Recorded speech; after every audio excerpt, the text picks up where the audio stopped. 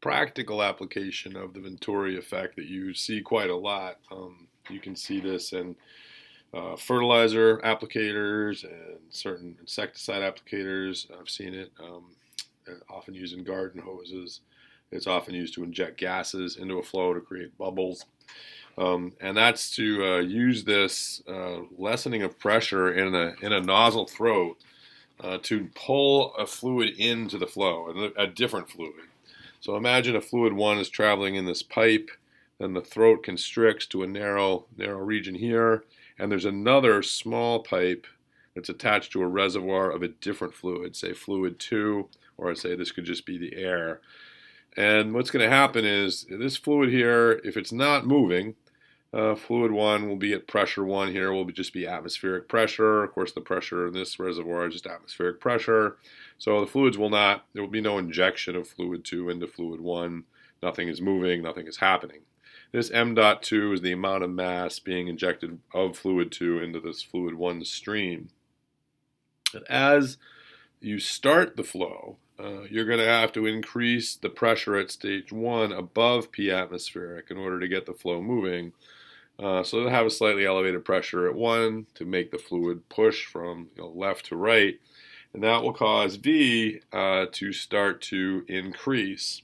And so we know from simple conservation of mass that V2 is going to equal A1 over A2 times V1. And so if A2 is very small relative to A1, then you're going to have an increase in velocity at V2. And then the Bernoulli equation comes into play. And so you say P2 over rho plus V2 squared over 2 plus P1, equals here, P1 over rho plus V1 squared over 2. And there aren't any Z terms here because Z1 is basically equal to Z2. So they're going to cancel out as they often do.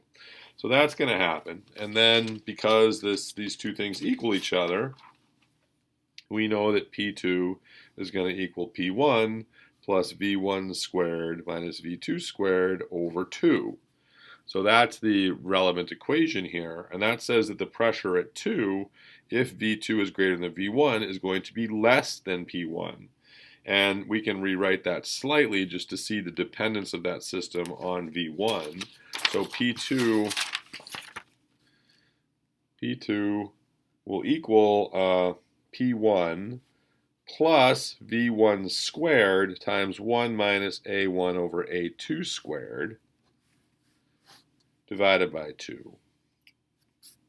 And rewriting that one more time, just to make it a little more obvious what's going on, we're going to put a minus sign out in front, V1 squared over 2 times A1 over A2 squared minus 1. And the reason we did that is because A1 over A2 is actually going to be a larger than one number. So there's going to be a positive value in this parentheses here because A2 is smaller than A1 as drawn. And so we're going to have a positive number here. And we're going to see more explicitly now that as this V1 increases, this P2 is going to decrease. So the faster the flow goes, the lower the pressure is going to be at state 2. In addition, so of course if we decrease A2, we're going to get faster and faster flow. We're going to get, again, a bigger decrease in P2. So we can control the pressure at P2 here. And if we drop P2 so that P2 is less than atmospheric, if P2 is less than P0, that's going to start to pull fluid from 2 into the stream. So if this is open to the atmosphere, if P2 drops less than atmospheric, you'll get bubbles coming into the stream as atmospheric air is injected into this flow. If this is your fertilizer, then your fertilizer will start to flow into this stream, and you can spray that on your plants, and a certain rate of fertilization will occur. So you can really control the rate of injection by simply controlling the predicted area ratio of these two. The tighter you throttle this down, the lower the pressure will be, and the faster M2 will inject into the flow. How much M2 actually injects into the flow? Well, that's going to depend on a lot of things because, of course, as drawn, it's pretty clear that M2 is a small pipe. If it's not a small pipe, this won't really work. The whole thing will just kind of leak all over the place. So it's going to depend on the viscosity, because that's what happens when you have small flow. It's going to depend on V1, and it's going to depend on the throat ratio, A01 over A2. So it's going to depend on all those things. But, you could calculate all of that once you learn how to handle viscosity issues. But most important to take away is that this injection is controlled by the amount of the ratio between the throats. And the tighter you make that, the faster you'll get fluid 2 injecting into fluid 1.